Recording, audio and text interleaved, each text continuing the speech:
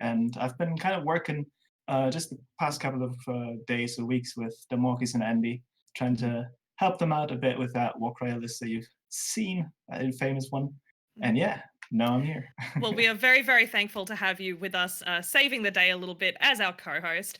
For those who might be new to the show, the format of this show is a little bit different. We do 2 one-on-one interviews, and then we follow it up with a group discussion afterwards. So for today, because we know we have 2 conversations really to have here, don't we? We have the whole conversation about Challenger, and after that, we have a whole conversation about Homecoming to have. So the way we've decided to split the show today is that during the individual interviews, we are going to focus on Challenger, and then when we go to the group discussion where all 4 of us have a chat, that's where we're going to talk about everything Homecoming. At any point during the conversation, you can type your question into chat, and our wonderful, wonderful producer, Mark Theus, will take your question and save it up so that we can all discuss it as a group later.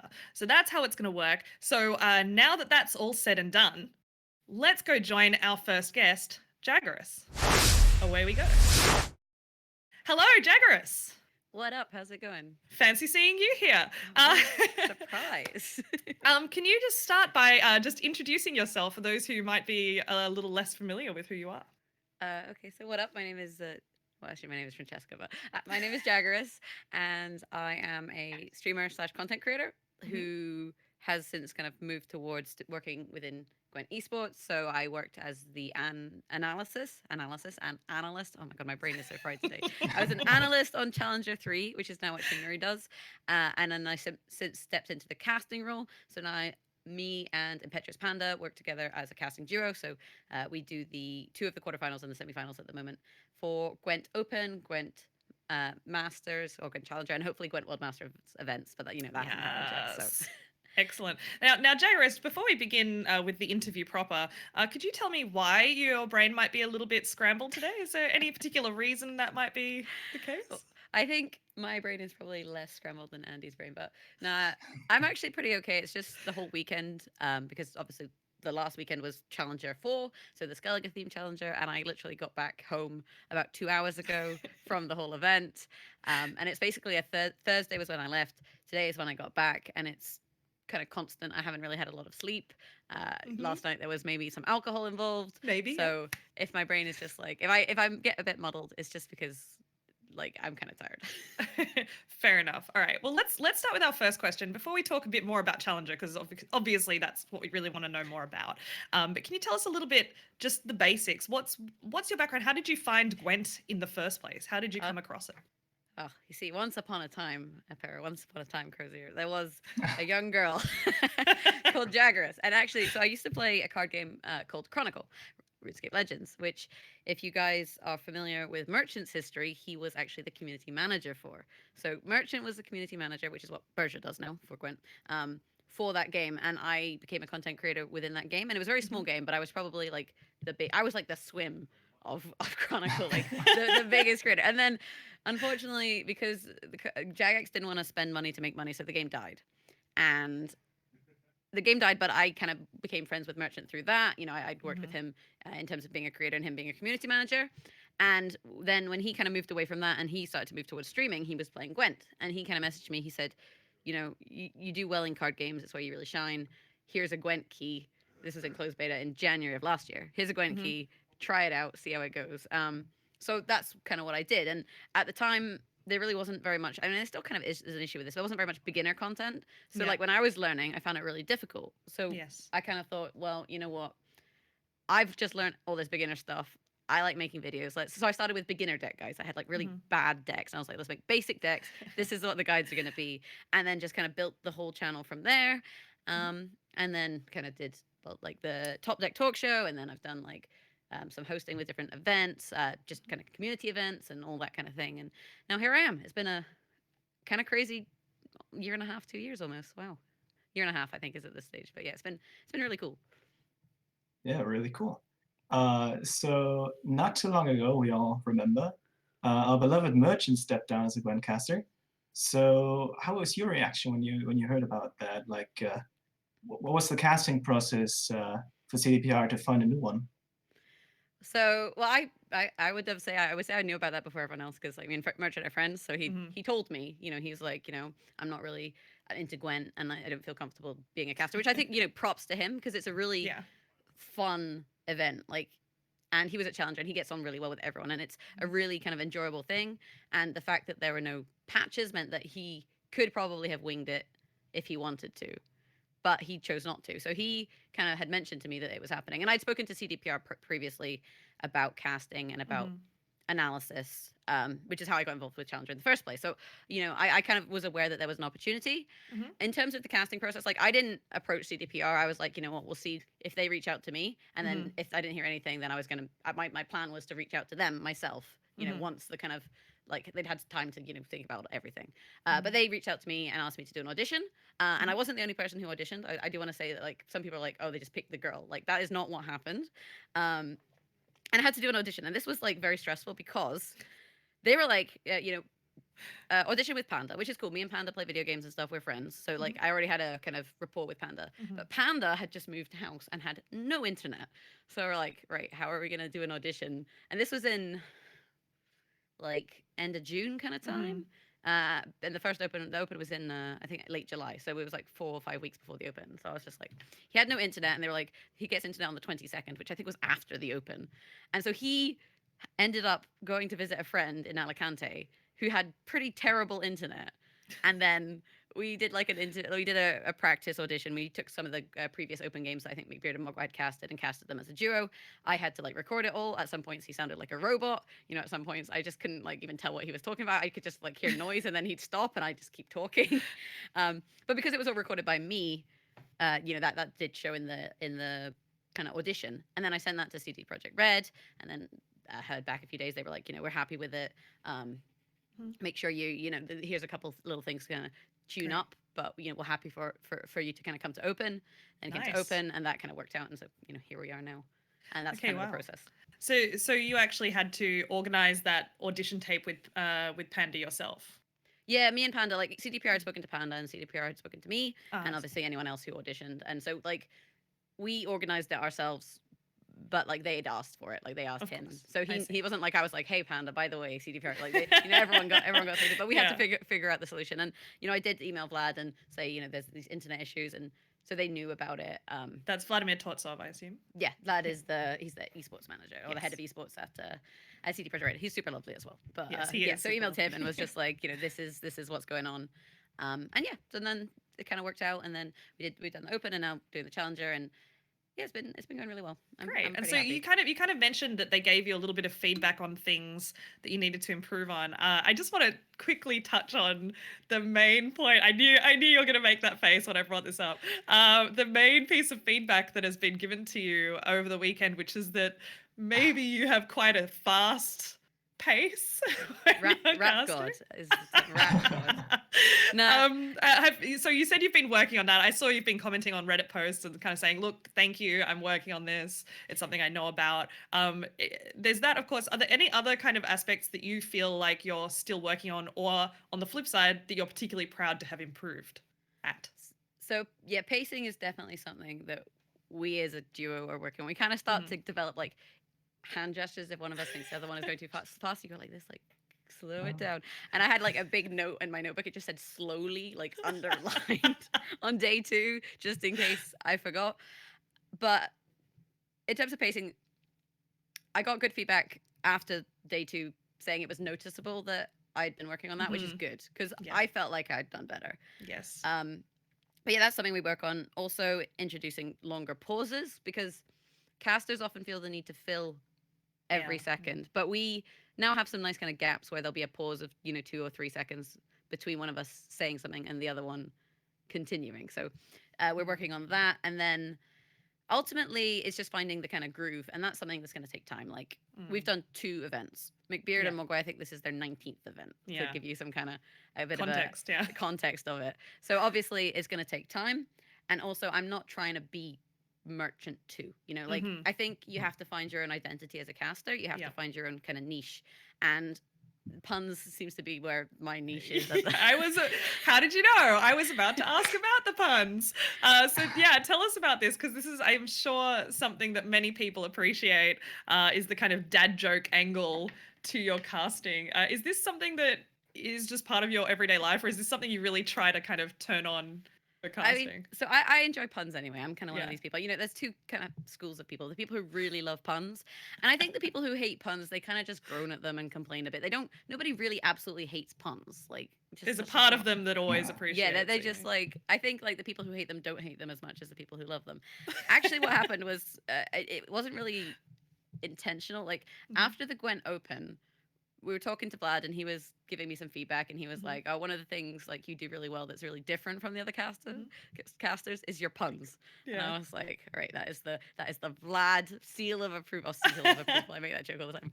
Uh, that is the Vlad's basically given me the go ahead with this." And Mhm. then so it wasn't really something that I do intentionally, but sometimes they just happen and it's just I don't really plan them. Occasionally I'll think about them in the day before, but it's just kind of what kind of happens at the time. And then the Reddit was actually really positive about the Mhm. puns after day one. There was a Yeah. thread at the top that was just like, you know, Jaggerous's puns are Puns. really great. And like ultimately, if you have, you know, people saying this is good, you're gonna kind of, you know, continue it. So I'm not gonna stop Nice. making puns, you know. I'm very Yeah. glad to hear that. You shouldn't. It's the highest tier of humor. Oh man, I don't know. I enjoy it. And like I know Panda is like secretly cringing inside. Although at the end of the the semifinal cast, he was making a couple of puns himself. So Mhm. I think I'm like wearing him down slowly but surely, which is good. Yeah, so at Challenger, you had quite a lot of very interesting games to cast. Maybe a bit unfortunate that the first day you had like two identical lineups on one side. Uh, but regardless, I mean, what were some of the particular highlight moments for you there? Yeah, we get the decks beforehand, and so we were like, oh my god, this is basically the same set twice. Uh, but you know that was fine. That was fine. It was good to kind of it made our job a little bit easier because we always go through the matchups beforehand as a team. So Mhm. the casters will sit down and talk about what do we expect people to ban, and we'll always confirm bans with players like later on, and how the matchups will be. So it was easier in that like because it was the same set more or less twice, we didn't have to do as much work. So you know, thanks for that, guys. You know, making my job easier. But in terms of the casting, the matches, it's oh my god, it's such a blur. Like it's hard to Mm, even remember everything. I think the second semifinal, the Colomon versus Demorcus one, I really enjoyed. mhm, I felt more confident. I worked on my pacing. I felt like that was like the set that for me mm, went the best as a caster. I'm always the mhm. most nervous on the first one. So like Andy's game versus see, I can't even remember who he played. Tailbot? No, that was the semifinal. Oh, Final. Versus Atherin. Like mm, that one, I was of a bit more course. nervous. And then the Hannah Chan Demorcus game, it can be tricky to cast a game that's very one sided. And Mm, some people in the community have been talking about like caster bias and that side of things. And I don't think the casters are particularly biased, but I feel like, you know, when a match is clearly over, it's difficult to you can't just be like, oh well, Andy's clearly, you know, like oh Demorcus has clearly destroyed Hannah Chan here yeah, and I'm Hannah just gonna. Chan I'm just like gonna. Let's just sit back and watch this happen yeah, now. We're not even gonna it's say like anything yeah, now. hand one is over and this matchup is very unfavorable. You have to kind of wing it, and sometimes you maybe start talking about oh what's going to happen in Mhm. the semis or in the finals, and that's not me saying that you know writing off Hannah Chan, but in the way that the game is currently going, it looks like this is going to be the case, and that gives us something to focus on in terms of the cast when the gameplay is fairly linear. Mhm. But yeah, I definitely think that the second day was better because I feel like it improved the matches. I think were more exciting. The reverse sweep was really cool to see. Yeah. Yeah, Uh, yeah. and like Demorcus in that setup, like I think it was getting in his own head after the first game of the veterans game because you know he was expected to win because his matchup is favored and he made Mm. some misplays in terms of like playing the Nova in the second round, for example. So it's always cool to see players manage to kind of shake that off. And then Yeah. I think after like then the reverse sweep with the full test, he was feeling really hyped. And then going into a final against your friend, you're in a really good place, and that makes casting more hype Mhm. Yeah. because Yeah. like if the players are like feeling you can see them being kind of emotive then you know you Mm. get more into it and it kind of feeds into itself.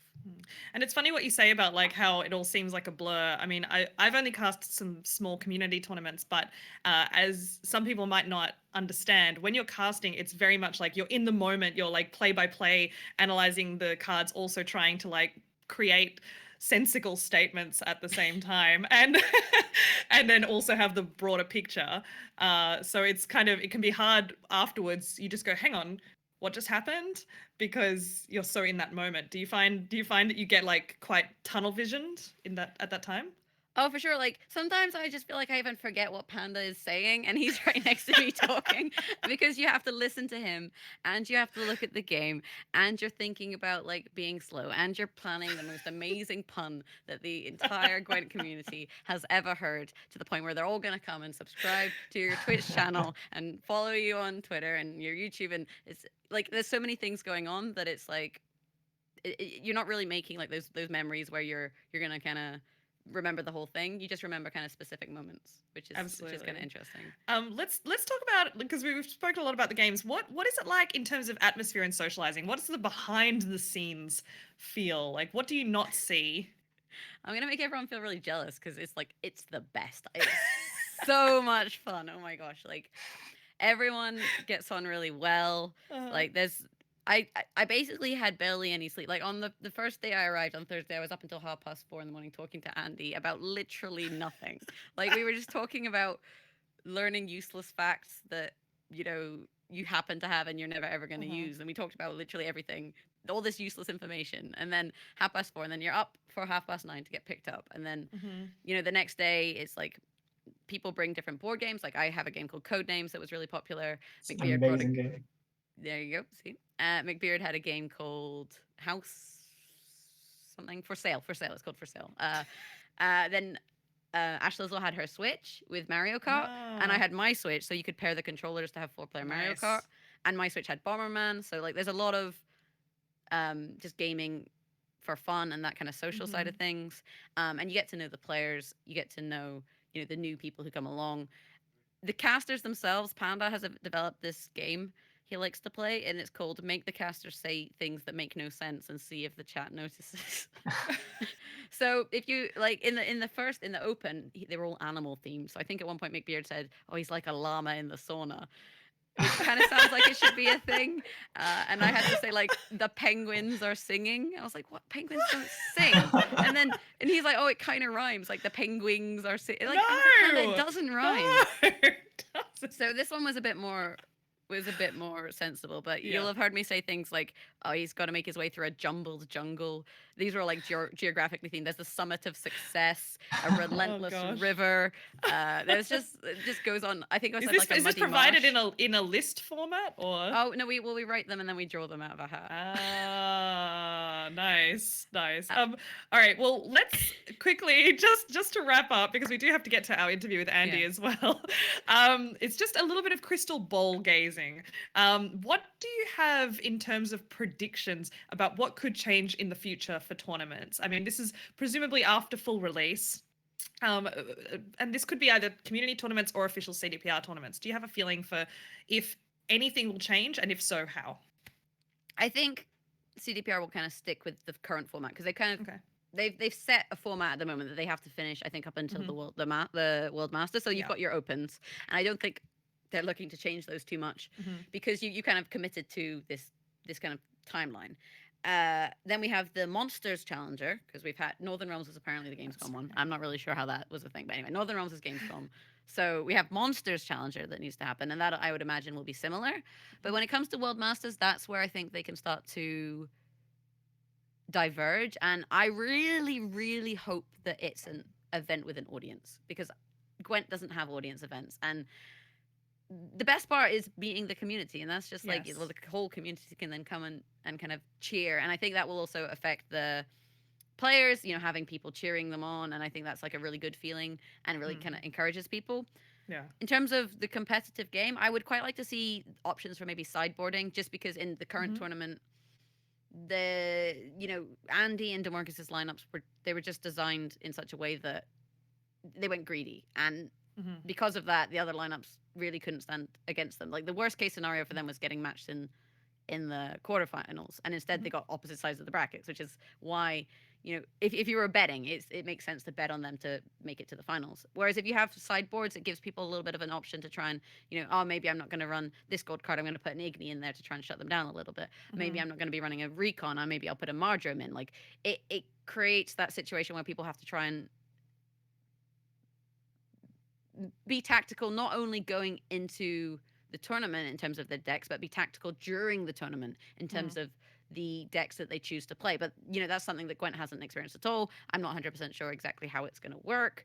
But so I think sideboards, they add to the hype and make things a bit more divergent for the viewers, for the casters, and for the players. Great. All right. Well, that was a very, very nice summary. And thank you so much for that. And Jaggerous will be joining us, I should say, again, after our interview with AndyWand for the group discussion, which will be all about Homecoming. But for now, we are going to go see a video highlight from Challenger, and then we are going to talk to AndyWand himself. So let's do that. Oh, Brewer is still available as well. Yeah, no, Polly is already gone. Polly's long gone. Yeah, Polly's long gone. Polly is long gone. We did do that. I'm thinking about the highlight from before. We must stick together. So Brewer is looking at what is left for Brewer, is my question. 16-point Hattori. Here we go. Here comes the DJ. Spin us the tune. There's going to be the extra 4 points. Marching orders is going to grab the Reaver Scout, which is going to grab. Oh, it's going to grab the other Knight Elect, and there's the Reaver Scout to grab the other Knight. Power. So much. 11-point lead. Oh, is the 3-0 sweep happening here? I think that this is Are you kidding me? unprecedented. This power level of this full test deck competing. Oh, this Soaker does it. This Soaker seals the deal. AndyWand with the 3-0 sweep over Challenger number 3 winner. And dirt. Dethroning it, advancing it to the finals. Oh my lord. Whoa, let me tell you. Dominating performance by Andy. Andy is feeling it right now. Oh yeah. Oh, he's hyped. Yeah, you think? Hyped. I have a feeling one of those guys is happier than the other. I don't know about you. Ash, how does it look from your vantage point? What a sweep. All right, what a great highlight. And yeah, I mean, none of us really expected to see a 3-0 of Tailbot. And Andy, your reaction, I think, says it all. What was that moment like for you? Yeah, I was really happy, of course. You saw that. Yeah. No, I wasn't expecting that. I actually rated my chances against Tailbot. Like, I wasn't so confident to win this one. I was still, I think, favored, but I wasn't as confident as I was against Ethrin. Or as I would have been against like Game King, Kolomo, and other players. Yeah. Yeah. So I was surprised. That's it. I was surprised.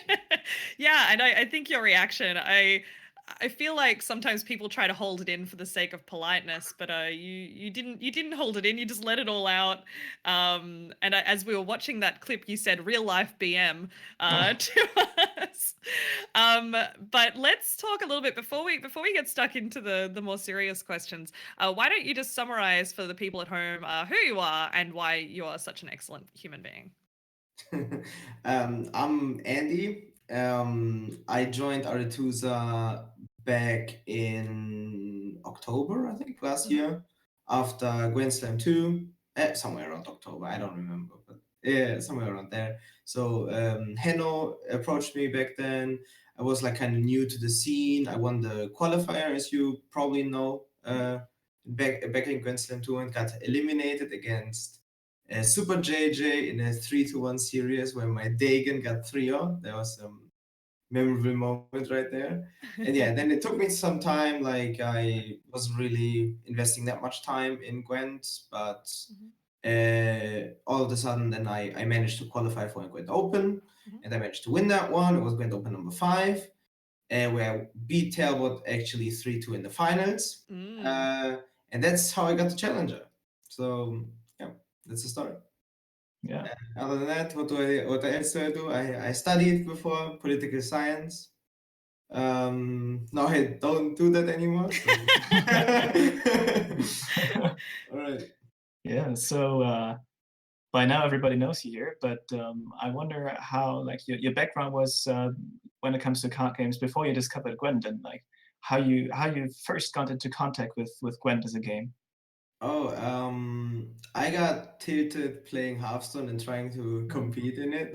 Like I tried to qualify for a Hearthstone major events through the HCT point system, but I failed. Like I had a couple of close pro ladder finishes that almost made it happen, but I fell short, and yeah, I pretty much gave up, I gotta say, and then.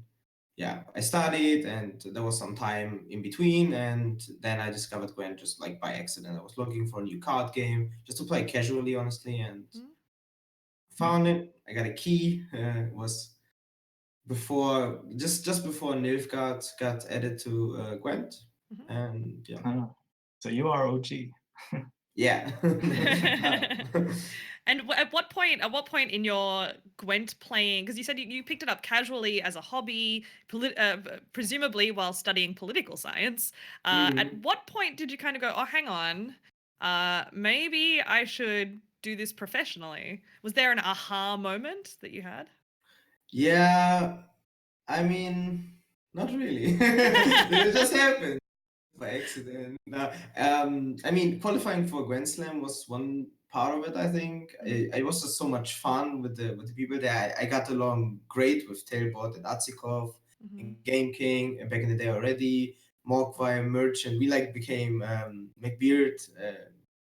We became friends like immediately. Honestly, we got along so well, and I had so much fun. I wanted to do this again. That's pretty much that was my motivation, I guess. I wasn't in for the money or anything, you know. And now? And now I like, you know, intend to do this full time. Like I don't want to study anymore. I want to play Gwent tournaments.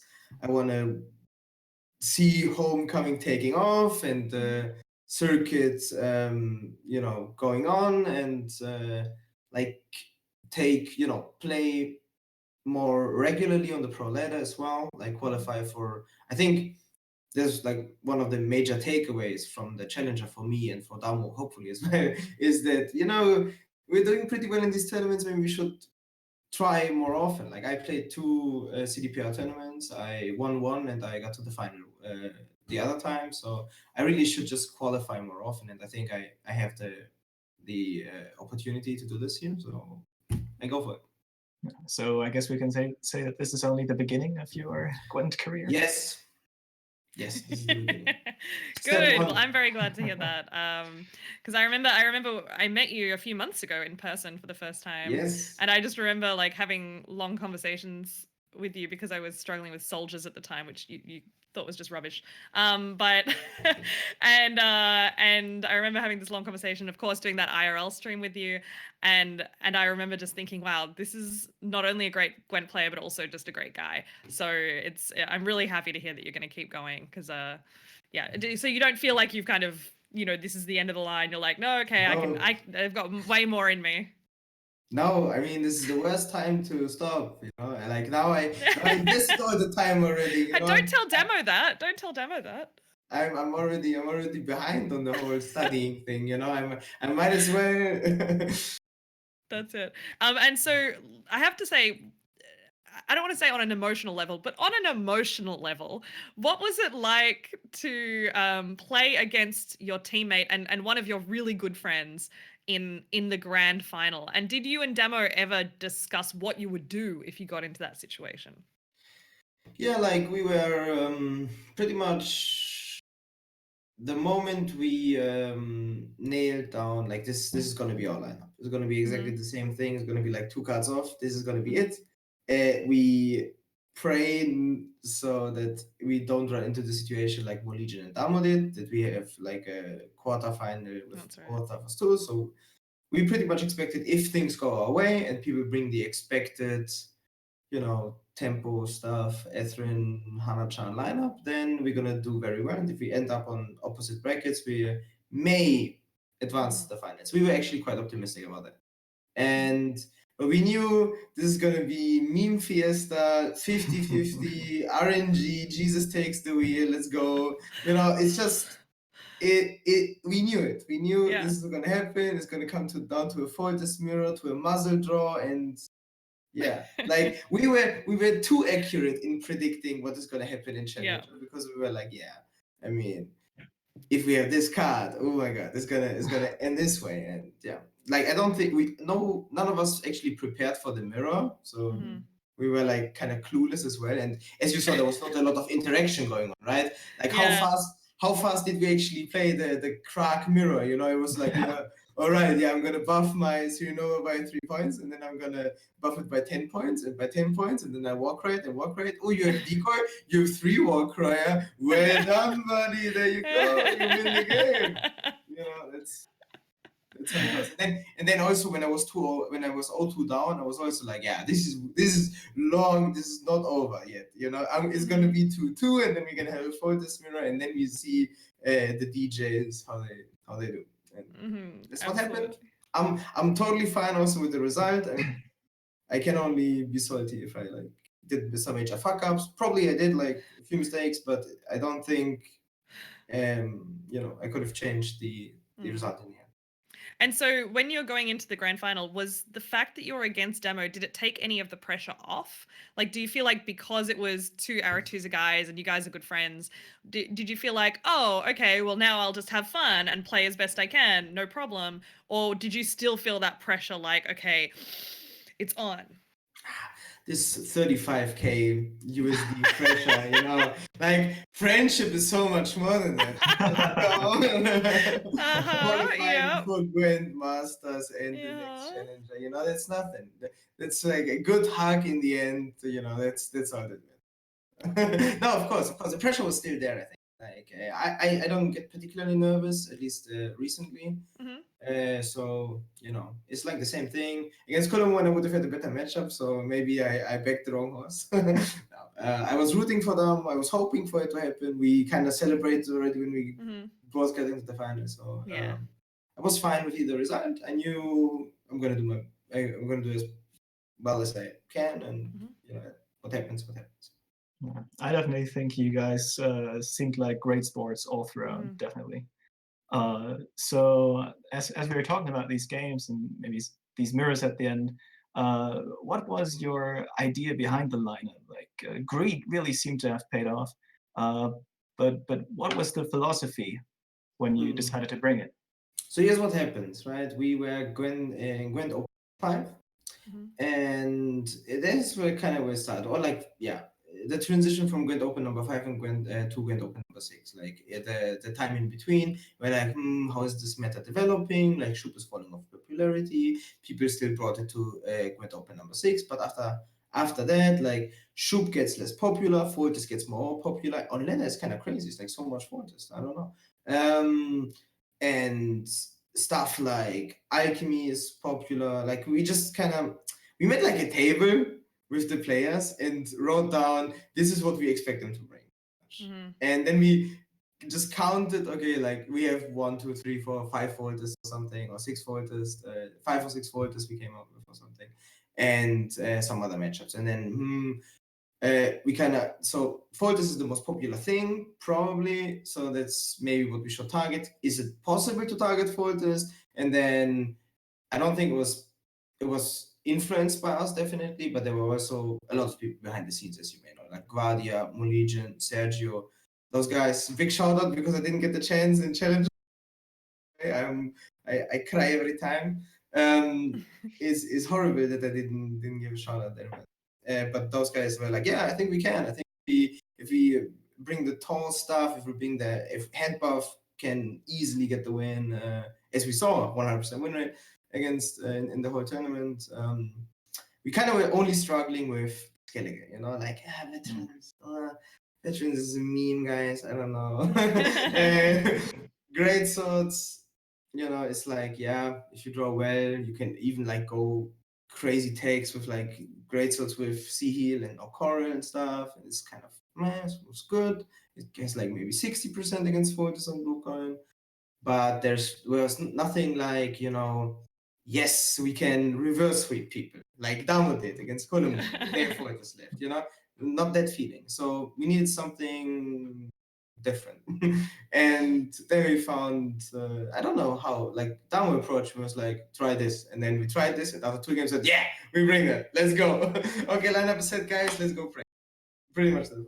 Like we played that game, they played that deck twice against Fortis, and I was like, yeah, what do you do? Like, okay, I can decide now if I wanna lose the round against 20-point carryover, or if I wanna win the round, 20-point carryover. If he draws the spy, I'm gonna go maybe 2 cards down against or something. It's insane. Like on red is super disgusting, on blue is still like, I don't know, like 85, 90%. It's insane. I don't know. Best possible matchup in the whole tournament, I think, and that's why we brought it. And it paid Wonderful. off. Well, before we go, you said you didn't get time to do shout outs during Challenger. Is there anyone else you want to shout out? Anyone who might have helped you along the way who you didn't get a chance to thank over the weekend? Crazy. I wasn't going to say it directly, but I Yeah. was kind of hinting at it. Yeah, no, that we have like a a prep team set up. Mhm. Like this genius lineup is not is not one guy that came up with it all. We are just the execution. I emphasized that, I think, in the interview, even though I couldn't like mention names a lot. Mhm. But yeah, like the whole prep team, that we have like, I think, like think tanks kind of characters that are like more in coming up with lineups, and then like Guardia, Molition, and Sergio, and then we had like, but also what's like as important is that we have guys that we can practice with, especially if you go like, I'm gonna just ruin everybody's afternoons and never play pro ladder myself, and just ask everybody on Discord if you can play some practice games like we did. So yeah, like Octopus, Atsikov, Mr. Max, like we had every time we needed to practice, we had somebody around. So that is like the origin of the phenomenon. We got to the final, and Yeah. Excellent. All right. Well, thank you so much, Andy. We are going to now move into what we call the forehead setup, which is not referring to these. It is referring to the foreheads that we are about to have. Let's go into that right now. All right, here we are, Jaggerous. Welcome back. Welcome back to the fray. Now, we have told chat earlier in the session, and we are going to repeat the fact we've been talking a lot about Challenger. We are going to still take questions on Challenger, so if you do have any questions, pop them into chat. If they're good,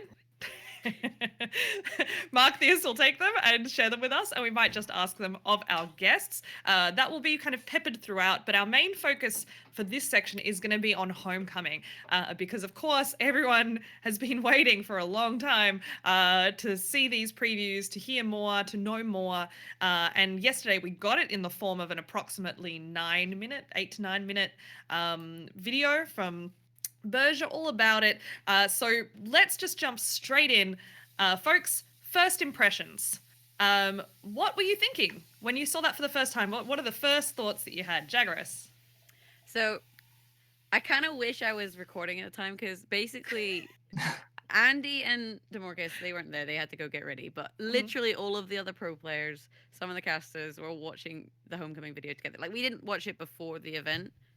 We had the same first impression, and like, just like when they showed the board and everyone was just like, whoa, like the whole collective audience, and like we keep having to tell like Big Beard to shut up so that we could hear what was going on, because he was like, oh my god, like it was just a really good way to watch it. Like, it was like Gwent players react to Homecoming announcement. Like, it would have been the best video ever. But no, I thought like it was good. Like, we kind of had a idea, like, because I've been to the opens and stuff, so I had a little bit more of an idea of what the kind of visuals were going to be, but they are so good. Like, they're so polished, and I think they're much more Witcher themed than the current Gwent. Like, they have that kind of like kind of gritty feel to them. And first impression wise, I thought like it looked really cool.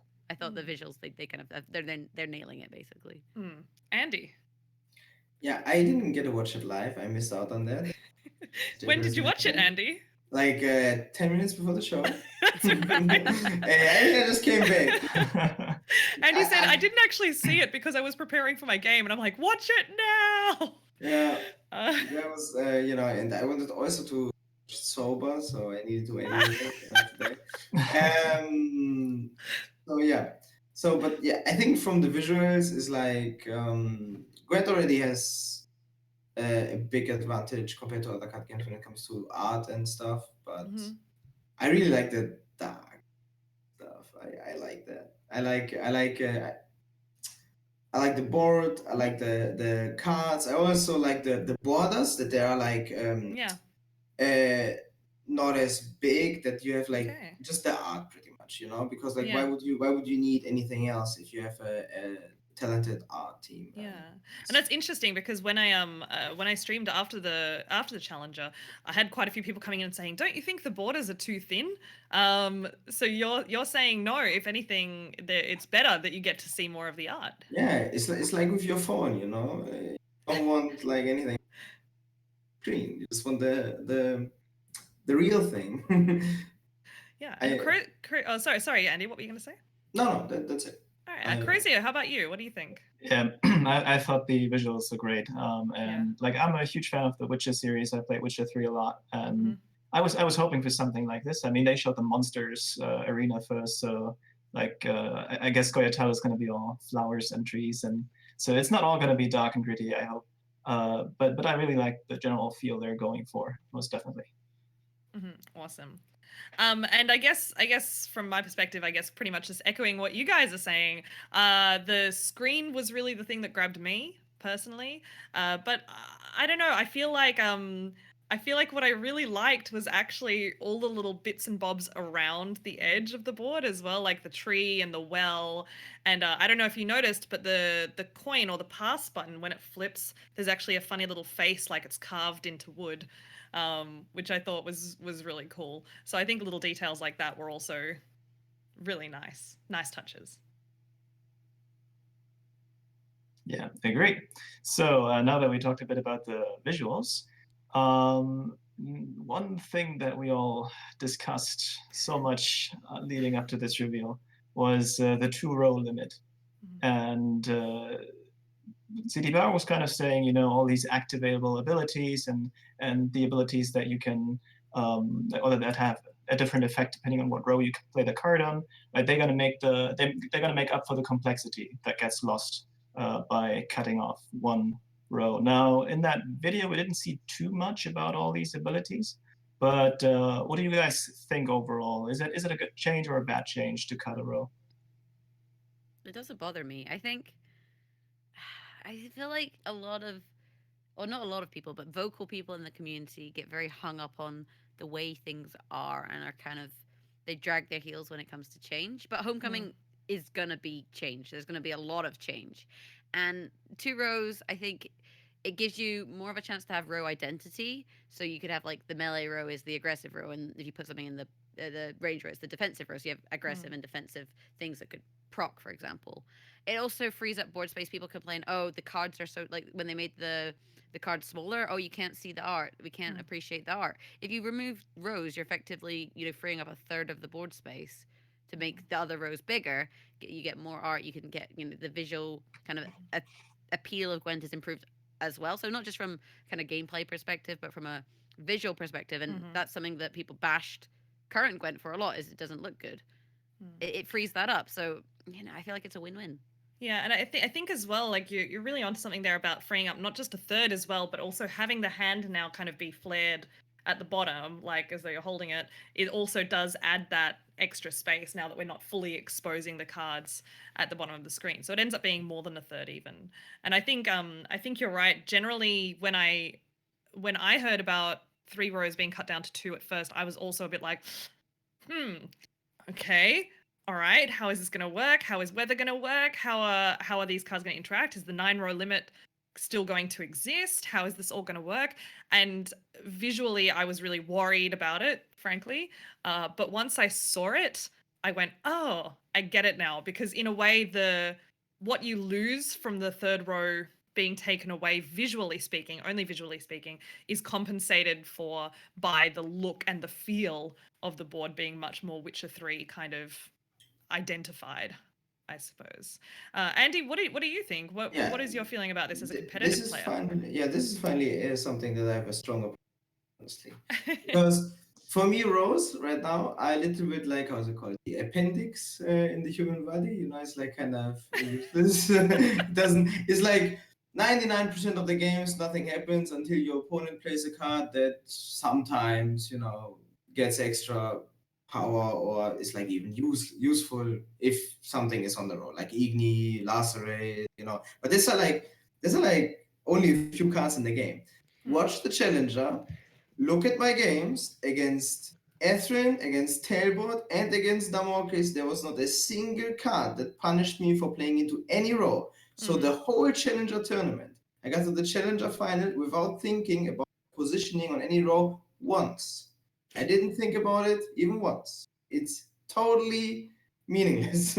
So I'd rather have like rows are in. I feel like I don't know, but I feel like in the new Gwent is gonna be something like a choose one thing. So it's gonna be visualized by placing your card, but the actual effect is not something that I'm gonna play something on this row because I play around a certain card that is rarely played. You know, it's rather than I choose to play it on this row because it actually matters. You know, it actually does something different. Like there's even room to misplay. You know, or there's not like sometimes it's even debatable. Like whether or do you play around the weather or do you play around the lacerate? You know, but this actually does something. This actually this is big because having the micro decisions in a game where you play one card a turn is for me is great. You have a lot of pro players really like Nilfgaard Spies because you had so much actions during your turn. Like you played your emissaries and then you shot with the old Nilfgaard Spies and then you shot with the enforcers after you kind of thinned them out. So you had a lot of actions, you had a lot of micro decisions. What do I shoot? What do I get back with my Emir? You know, and that's kind of what like gets you going. Like that feels good. Like the power turn. I clicked 30 times this turn. You know, how this feels great, right? And I want more of that. And it's interesting, Andy, because you just saw the video, you probably didn't get a chance to actually look closely at the card descriptions for some of the cards that they showed. But there are a few things that are going to kind of cover that aspect of micro decisions. They showed us the Iris card and the two choices that we had there in terms of either playing it on melee or on range. But what we found with that situation is what it brought up for me, and what I kind of started talking about to some of my viewers as well, was the idea of this might actually bring up a situation where you have a limited number of resources. You have only 9 cards to play per row, and maybe your preferred row for 2 different cards, you've got eight cards on a row, let's say, and your preferred effect for 2 different cards is both on that row. And you have to make a decision not only in terms of strategy, but also in terms of raw points, also in terms of rows, where those are played. And it's like a different form of currency that you have to then balance throughout the game. And in addition to that, they had things such as reach, which is where some units can only reach 2 rows. So if you play it on the range row, you can only hit your opponent's melee row. You can't reach the next one because it can only go for 2 rows. It can't reach for 3 rows. And presumably there will be some cards with 1 row reach that you would have to be forced to play on the melee row. And the other thing they had were things called orders, where presumably, again, you can actually order the card to deploy its effect at a different point in time in the game. You don't have to do it on deploy, which is also very interesting. So these are a few different ideas just building into what you're saying there about micro decisions. Crozier, did you have any particular feelings on this issue? No, I also wanted to mention the reachability. I think that's really interesting because it kind of like it makes you think both about, you know, not trying to fill up a row unnecessarily and also about trying to protect your units, right? What's the most vulnerable thing? Yeah. And I do wonder how many spies are going to be left in the game to maybe manipulate the opponent's row, right? To block him from playing something. Such implications really, I think, are going to make the game much more interesting. Yeah, absolutely. Actually, we've got a question from chat that kind of builds into this. It's from Laneads. I think I'm saying that right. It's got a lot of leet speak in it. And he says, I really like the Reach 2 mechanic. What are your opinions about the new mechanics we know of so far? So Andy, as I said, you haven't actually had a lot of chance to look into this yet. But what about that idea of Reach, that idea that certain units can only target units that are in a certain number of rows away, if you will, or that idea of ordering a unit to do something that I guess builds into that idea of making Gwent more like a battlefield again, where as the leader you order a card to deploy when you want it to. So these are some ideas behind some mechanics, just to fill you in. Yeah, I'm not quite sure. I mean, you really need to see cards and effects, you know, to really get the picture of like what does it actually do to have Mm. like only a range of 2 and a range of 1? Like does it influence? Like does it, like imagine if you had like only a character with a range 1, you know, and then does it force your opponent to like play around that and maybe like lose points by playing stuff in the range draw or something? Yeah, Even though exactly. he wanted to play it, you know, like that sounds like kind of nice thing to have in different matchups. You have to think about, okay, I'm gonna respect his ranged his attack basically Reach, yeah. his reach on my melee row, so I like, you know, take my points on the range row where I can get them. Like if is it worth it or is it not? Is it a risk taking thing? Like sounds good to me. And for the orders, having that as an option, like right now, even in like a game that is totally not designed for, sounds like all right. Like I don't think it breaks the game or anything. I don't know what happens if the unit dies. I can't answer that question. Okay, yeah, nobody knows, right? Okay, Nobody No one knows. knows. nobody Nobody knows. knows. Okay. That's fine. Yeah, Jag. I think it's great. I like the idea that, because at the moment, Gwen, you play a card, you do what it does, that's your turn. Like having more choices in turns other than just what cards you play and what it targets is really cool. So that this orders thing that people are talking about, I think it's going to be really interesting. Like it seems like your turn doesn't just automatically pass when you play a turn. You can choose to do things. And just giving more meaning to cards, I think, is really good. So, you know, in terms of, I don't want to, I guess we'll probably talk about silver cards later on, but like the thing with Rose, giving them identity is good. If you remove silvers, it gives more identity to golds and bronzes, and that's kind of good. And having new effects as well is cool. I feel like CDPR may be trying to simplify in terms of like, if you look at the numbers, for example, like I think a lot of cards are now like worth 3, 4 in terms of the value they place on the board. And they do like 2 points of damage if they're doing damage. It's not as huge as it was. So I feel like they're trying to simplify the cards in some ways, but add layers of depth in terms of the positioning, which we don't currently have, like Andy said, and the way that you utilize your maybe your orders or your reach. So it's less about individual cards and more about your play as a whole. And it's interesting. So sorry, Crazy, to just interrupt for a second. It's interesting. Yeah, I was talking again to my chat about the idea of point creep, but going in the opposite direction. In this case, we did see the vanilla Geralt went from 15 to 11. A lot of the units are getting more towards that Witcher 3 Gwent kind of power level. And I guess what you're getting at, Jag, is from what I can see, and I think this is fair to say, that CDPR's strategy with Homecoming here is to make the game easy to learn, or easier to learn, and more difficult to master. And I think that's what we often say is the key to a good game: easy to learn, hard to master. And I think hopefully that's the angle they're going for, and I think the visuals kind of support that as well. Yeah.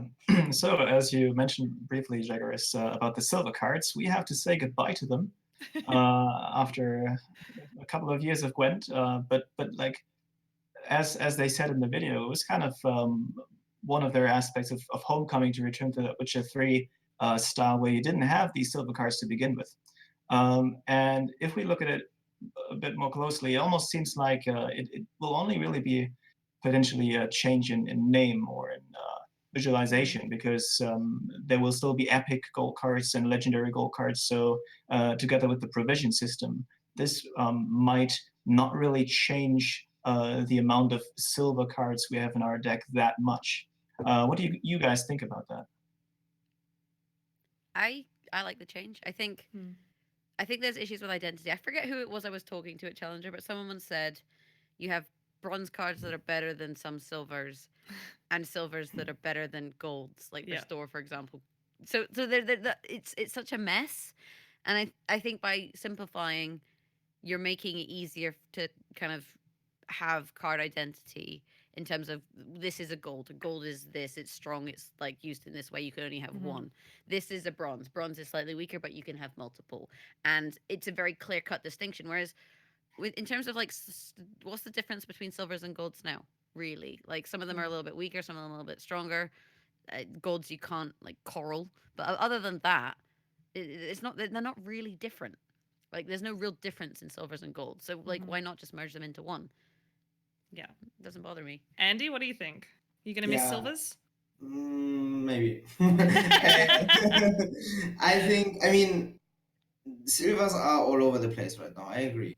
But sometimes, like having, if silvers were like what they kind of are sometimes, like tech cards, or like neat little options you can have, then it is great. But if they are like Vedamaka, Death Mode, for bad Viper Witchers in my non-Nilfgaard deck, hooray, it kind of, it's like a little bit better than a bronze card, but it doesn't really change anything. It doesn't. It's just a filler card. It doesn't. A silver card should be like a meaningful character and not like marching orders, Isis double cross. Just thin this OP bronze card of your deck, because bronze cards are better anyway than silver cards. And if you get +2 points, that's great. Get your Neca Warrior on steroids. Sounds good. I mean, if you have enough options to like have cool characters in the game where you have like strong feelings about them, I don't know, then I'm fine with it. But if they can fill that gap of tech cards with bronze or something, I'm more cool with it. I think silvers are like kind of ruined right now. It's like also imbalanced, like restore and then like I don't know, some monster silvers or rune stones and like all over the place. Like with bronze cards, they wanted to set like a base power level, like so it's like almost the same and you have options. With silver cards, they never tried. I think Yeah, and I think that's kind of going back to what they said in that presentation, that they'd added silver cards as a balancing mechanism in a way, but now kind of going back to their roots, they need to take them out as a balancing mechanism. So it kind of all ended up kind of coming the full 360, I suppose.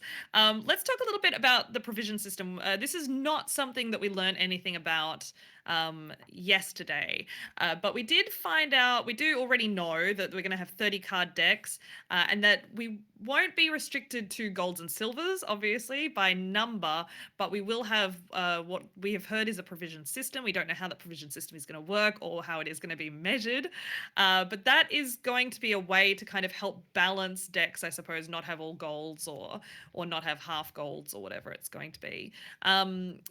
The idea of having a 30 card deck and only 2 copies of each bronze, and my understanding is also that there will be very little in the way of thinning mechanisms or tutoring cards, I suppose I should say. How do we feel about that generally? I mean, it's a huge change in terms of the actual deck building side of things. Actually, I'm gonna throw to Crozier first just to mix things up. What do you think, buddy? I'm a bit scared, to be honest. Like it all depends on how they pull it off in the end. But like it kind of seems like they're trying to increase the consistency that you lose through 3, like not having 3 copies anymore by giving you more mulligans, for example. But then it's not quite certain if we even have blacklisting. So I'm kind of, I'm not even sure if they already really know what it's gonna be, but. Yeah, and the 30 card thing, and also I'm not quite sure if we discussed this yet. The fact that you draw 3 cards each, or like in the second and the third round, you draw 3 cards. All in all, it seems like games are going to be a bit longer. Just more cards yet you have to play, right? And then all the order abilities that you have to think about and that you have to activate. So I'm honestly not sure if I'm going to like that or dislike it. It's all going to depend on how well they're going to be able to balance it and how interesting the abilities are going to be. Jag? So I'm not trying to say I'm clairvoyant, okay? But I did predict every outcome for Challenger. But also, back in June of last year, I made this video, and the video is called "Is Deck Size Too Small?" Question mark. And in it, I argued that maybe we should have 30 card decks. And Do we agree that the size of dicks matters? It depends how you use it, Well, basically, I don't know. I think 30 cards is fine. I personally was of the opinion that decks are a little bit too consistent. But they're changing everything, so it's kind of hard to call in this situation whether 30 You want cards is right or wrong. more deck variants. Is what Yeah, you I think deck variance is good, and I think CDPR are trying to move a little bit away from having very kind of rigid. This is Decks. the archetype, like if you're making a, let's say, alchemy deck. Okay. Alchemy deck. Okay, so I'm putting in the Viper Witches. I'm putting in these alchemy cards, and that automatically dictates what you're putting in. So already you have like a kind of set that doesn't really have very much room, and because it's 25 cards, you then don't have space for this is the extra stuff that's going to be a little bit interesting or that would be useful in these situations. It's very kind of rigid. It's like, whereas if you increase the number of cards, then that changes how you build decks a little bit. You don't just put in, oh, the slam in this, slam in that, slam in this. But they also have this provisioning system, and provisioning scares me a little bit because obviously the meta is just going to be, what is the best card for the least points? Let's put those in. So in terms of deck building, I'm a little bit scared. It's not something I have experience with though. Yeah. So I can't really say it's good or it's bad. It's different. 30 cards, I hope works out, but again, you have to kind of play it. I thought that maybe, like a year and a bit ago, I thought that it would be maybe worth looking to increase deck size just to affect deck building. And so for me, it doesn't bother me. But I know that some people really like the whole thinning thing. They like the consistency. They don't, people like to kind of complain about RNG, but they don't like increasing deck size because it makes things less consistent. So yeah, I can understand other people's opinions on this one, but for me, we'll see. But I think it's fine. I'm like, I think this is fine. This is fine. Everything is fine. And then I'm like, and then I don't want to be that dog in the meme where the house is on fire. Like that's gonna be me. I feel a little that way as well. Andy, what do you think? Do you think that creativity is going to compensate for consistency? Yeah, I'm the dog as well, I think. I don't know. Like, I don't know about consistency. Like, I really need to know how it works out. Like, if you have a lot of mulligans, then maybe it's fine. If there is like maybe not even that binary situations where you have like, oh, do I have Vegan in round one or do I not have Vegan? Then maybe you don't even need that much consistency. Maybe having like an opening hand that doesn't look the same all the time is fine. That actually that can be skill testing. Like, people connect skill to consistency all the time, but playing the same 10 card hand 50 times in a row may be less skill testing than playing like Shoop, where you have like different stuff. Shoop was considered. You heard it here first, guys. Shoop was the biggest skill. Shoop was considered a pretty skillful deck amongst pro players. Still considered. So, but there's two things I think I feel good about it. Pretty much, like I'm kind of optimistic about them. Okay. And the first thing is the cost thing. To like what was the term you used? Sorry. Provisions. Provisions, yeah, exactly. Because there were two ways that CDPR balanced cards in the past, and it was like nerf some points or complete rework. And this is like, I don't know how it's going to work with deck building, but when it comes to balancing, now you can increase the cost of a card. So that's an extra layer. That's like how other cards use, like, we're going to make this cost 1 more or something. It's not going to be as impactful as 1 more mana, I assume, but still, you have like an extra layer. Like they tried it with armor, but of course that's like not as meaningful as, changing deck building.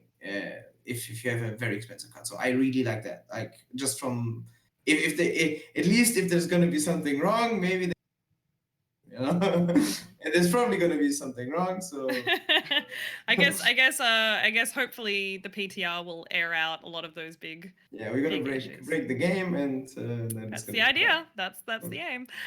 We do have a question from chat. Just a reminder to chat, if you do have questions, be they about Andy and Jaggerous's performance at Challenger or about Homecoming itself, please do feel free to drop them into chat. I'm going to throw to a question here from Eric Necht, who said, what do you think about the 3D leader models? Those those are the only thing I'm not sold on in terms of visual changes. Andy, let's go straight to you on this one.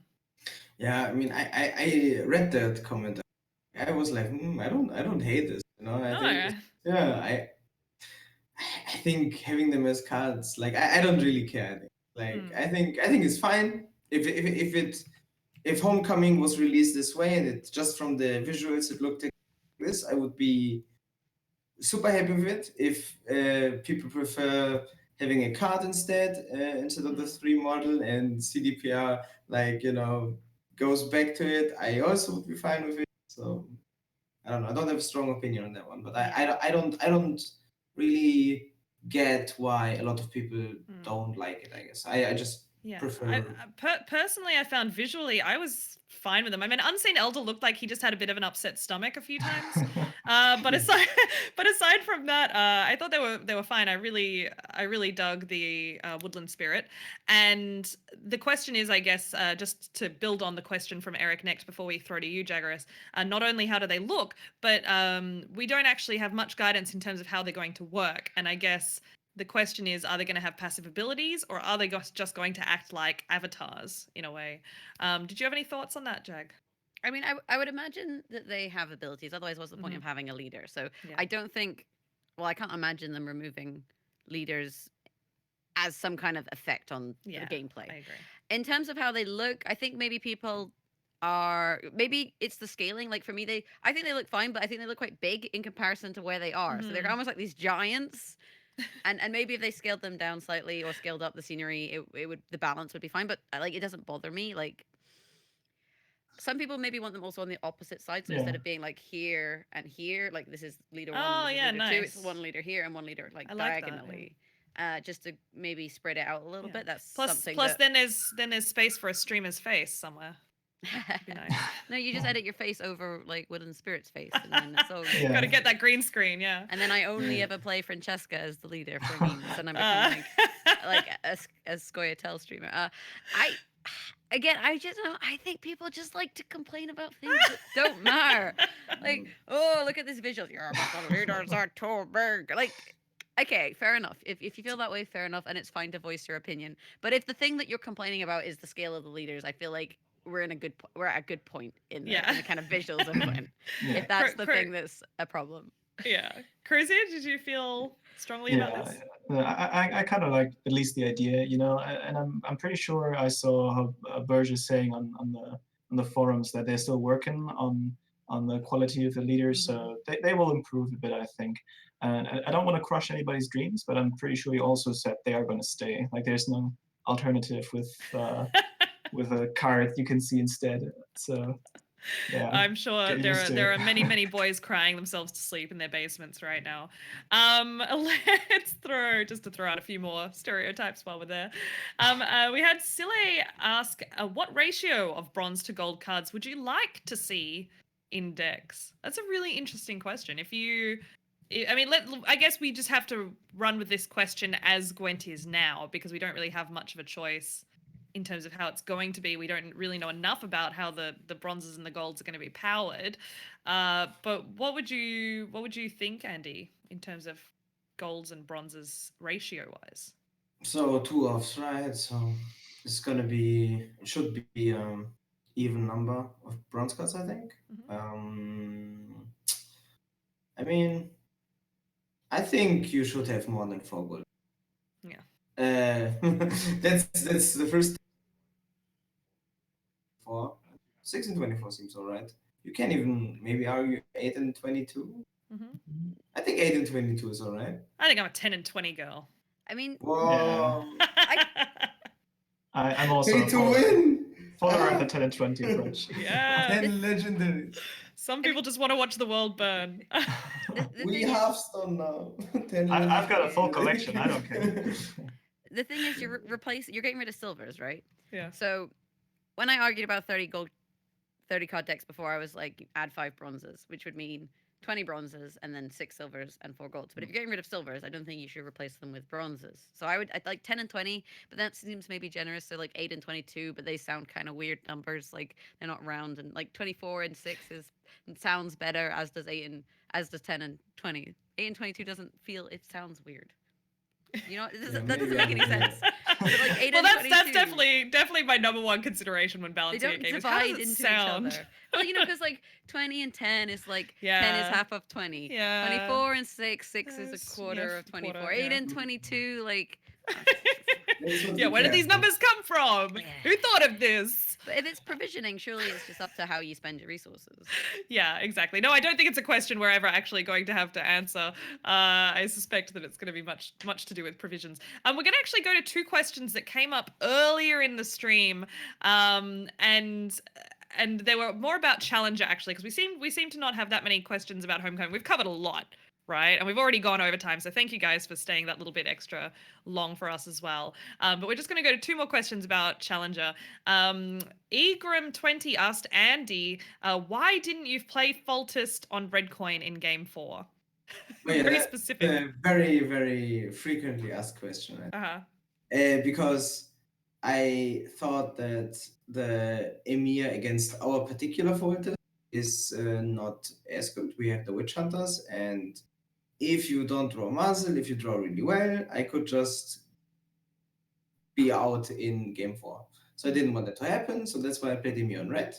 I think in the Faultist Mirror is mostly irrelevant. It's mostly about the draws. Mm-hmm. And I think I like kind of got proved right, I think, in Game 5, where like I played Jermaine, he played Jermaine, we both played Faultist, and then I passed anyway. He could have done literally the same thing to me. He would have done the same thing to me because we prepped together, and this is exactly what we do. So having the draws, like having the muzzle, is what matters. It's not the coin flip. And again, in Emir against Faultist, like at least you cannot lose. It's 100% on red coin. So I just want to take it safe to Game 5 and high roll. And I didn't succeed. Very nice. well, you know, I'm sorry that you didn't succeed, but I mean, it was a win-win for me in terms of being a Team Aretuza member. So, the stakes were not particularly high from my end, but I know that you both did spectacularly well.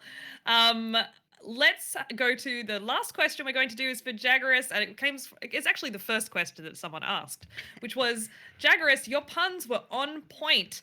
Did you prepare some beforehand? Because I don't believe that you came up with all of them on the fly. So Yeah. the big question. I get like, so I would say a surprising number I come up with as the cast goes on. So like Magnificent, that Oh, it was happened so good. with a Magnificent. I was like, it just sometimes they just click. Whereas Sea Hill of Approval was something I realized after the last Gwent open. I was like, oh, I should have said Sea Hill of Approval. And then this open, I was like, oh, here we go. Here is the opportunity. But like sometimes it's just you kind of think about it as things go on. So for Yeah. example, like me and Panda, we are Apero casters, and you might think I'm crazier to say this, but like you could kind of go. So it's like, Yeah. you might think I'm crazy. Andy wonder if that might be true. Like you can, Yeah. you can kind of just wing it a little bit. There you go. I That's- think you've proven that it's all up there. It's a wee smart. Like that's pretty forced, but a lot of them are kind of on the fly. Sometimes I'll write like a note. I think Panda said something about bricks, and I was like, right, we can talk about building houses. And then when it was going to be we were talking about reverse sweep, I was like, right, if this happens, we can talk about like cleaning up because it's a sweep, like sweeping, and then blah, blah, blah. And then so it just sometimes A it's real just, like, Cinderella story. Yeah. exactly. But I don't think that Demorcus is going to buy any slippers personally. Yeah, it's funny you said the Apero thing because I was thinking about that when I was changing my name. Should I make it Apero_socks? And all right, well, on that very happy note, we are going to wrap up there. Thank you so much, Jaggerous and Andy, for joining us today. You guys have been so much fun. It's been a great conversation. And of course, huge thanks to Crozier. For those who might just be joining us, he did step in with literally 2 minutes notice. I'm not even joking. It was literally, the clock was at 2.5 minutes, and I sent him a message like, hey, would you mind co-hosting this show like right now? And that's pretty much how it happened. So you've done so spectacularly well. Congratulations, Crozier. And thank you also for your work in helping prepare Team Aretuza. We always appreciate your assistance. And of course, a shout out to our producer, Mark Theus. He is the man behind the mirror. We appreciate his work very much. All the cool visuals, transitions you see, they're all thanks to him. We love him dearly, so check him out. Any plugs or thanks that everyone wants to give last minute, Jaggerous? Oh, I mean, I just want to say thank you to inviting me here to the Aretuza talk show. Because, I mean, after your performance at Challenger, it's definitely Aretuza now and not Aretuza. Everyone got pretty wrecked. So, yeah, no, thanks for having me. And, like, obviously, shout outs to Panda for being a great co-caster. I never get to shout him out because we have to just go. But, and also CDPR for giving me this opportunity and you guys for then inviting me. Like, it's just been, everything has been great. Everything has been great.